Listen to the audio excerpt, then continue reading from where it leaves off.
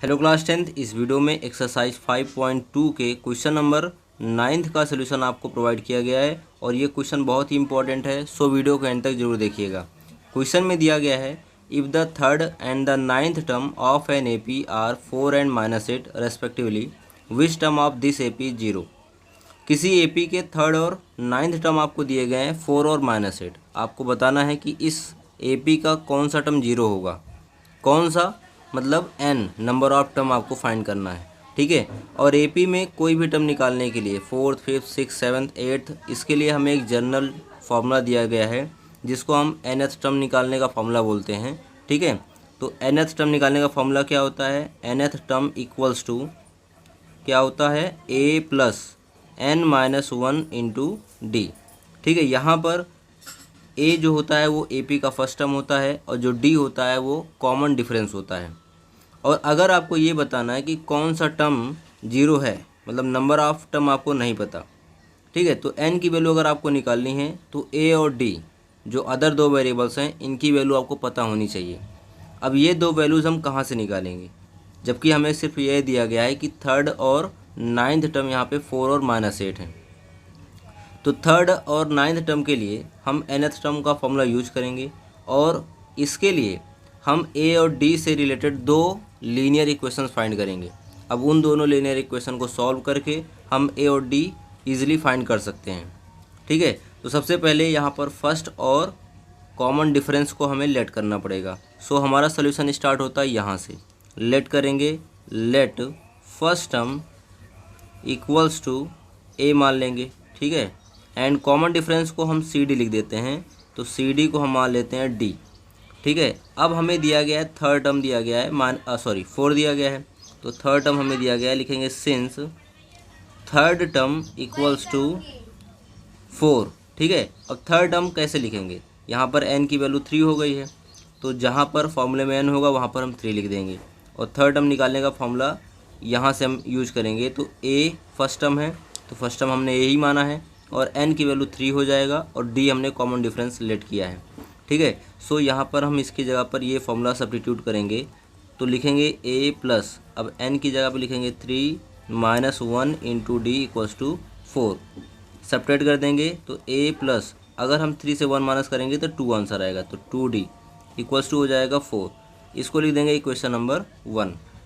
और हमें दिया गया है नाइन्थ टर्म, और नाइन्थ टर्म का मतलब हो गया कि n की वैल्यू 9 दे रखी है, तो इस फार्मूले में जहाँ पर n होगा वहाँ पर हम 9 रखेंगे, ठीक है। तो यहाँ पे लिखेंगे सिंस नाइन्थ टर्म हमें दिया गया है -8, और नाइन्थ टर्म के लिए हम तो a ही रखेंगे प्लस n-1, तो 9 - 1 इंटू डी इक्वल्स टू -8, ठीक है। अब यहाँ पर हम इसको सॉल्व करेंगे और एक दूसरा इक्वेशन फाइंड करेंगे।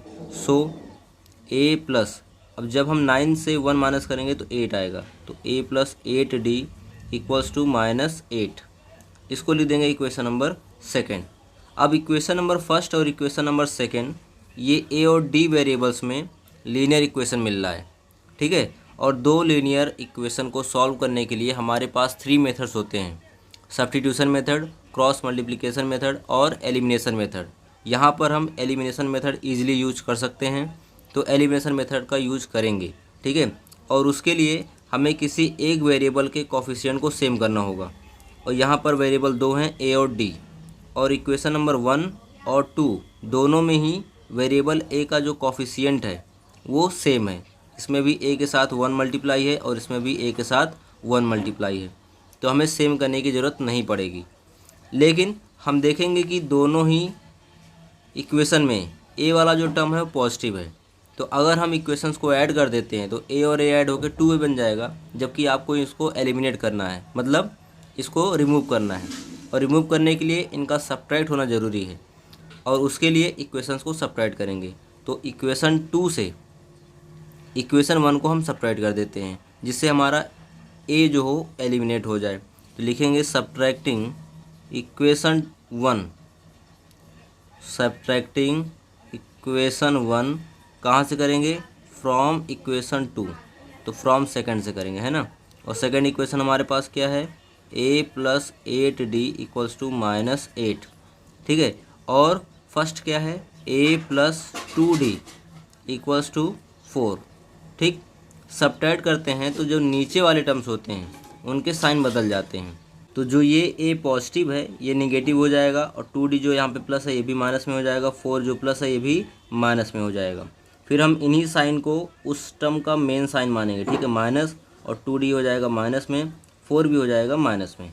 ठीक, अब जब हम a प्लस में देखेंगे और a माइनस में देखेंगे तो यहाँ पे सब्ट्रैक्ट किया जाएगा, और a से सब्ट्रैक्ट करने पे 0 हो जाता है। सो a वाला टर्म एलिमिनेट हो जाएगा। और यहाँ पर आप देखेंगे कि 8d प्लस में है और 2d माइनस में है, तो 8d से 2d सब्ट्रैक्ट कर देंगे, और सब्ट्रैक्ट करने पे 6d आंसर आएगा। ठीक है, लेकिन प्लस में आएगा क्योंकि बड़ा नंबर प्लस में था, equals to.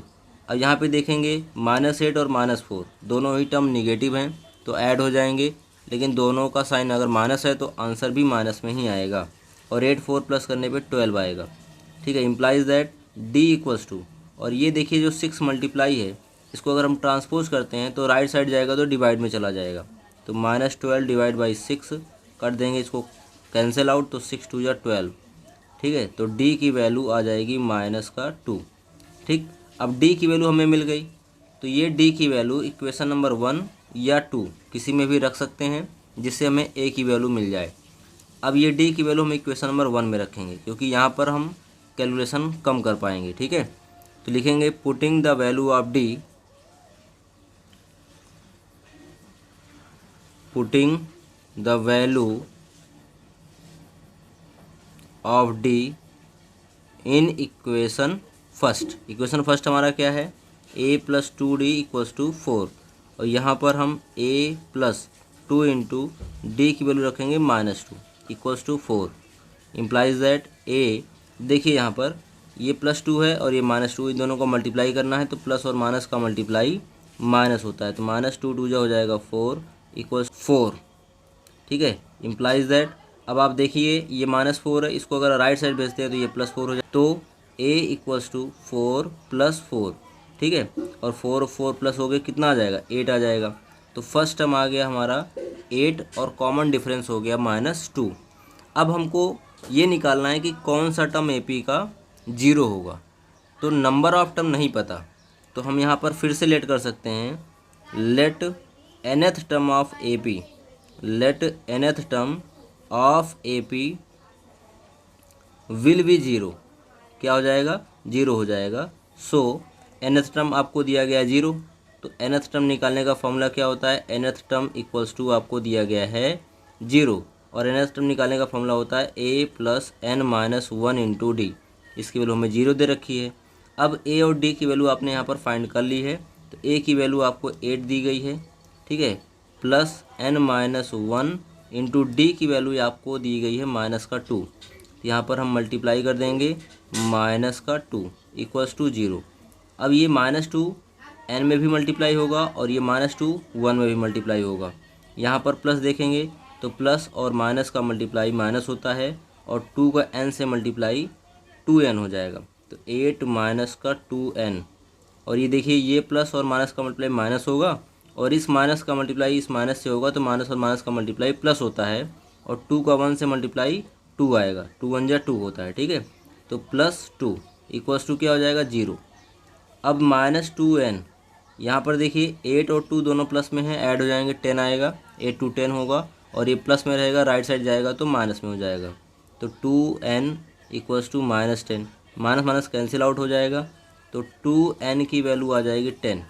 So n equals to यहाँ पे 10, उसके बाद 2 देखेंगे मल्टीप्लाई है, इसको अगर राइट साइड भेजते हैं तो डिवाइड में चला जाएगा, तो 10 डिवाइड बाई 2, 2 से कैंसिल आउट कर देंगे 10 को, तो 5 टाइम जाएगा, तो n की वैल्यू आ जाएगी 5। सो इस AP का जो 5th टर्म होगा वो 0 होगा। आई होप सभी स्टूडेंट्स को बहुत अच्छे से समझ में आ गया होगा, और आ गया तो एक लाइक ज़रूर कर दीजिएगा। चैनल सब्सक्राइब नहीं किया तो सब्सक्राइब करके बेल आइकन प्रेस कर दीजिएगा। मिलते हैं नेक्स्ट वीडियो में, तब तक के लिए बाय बाय, टेक केयर।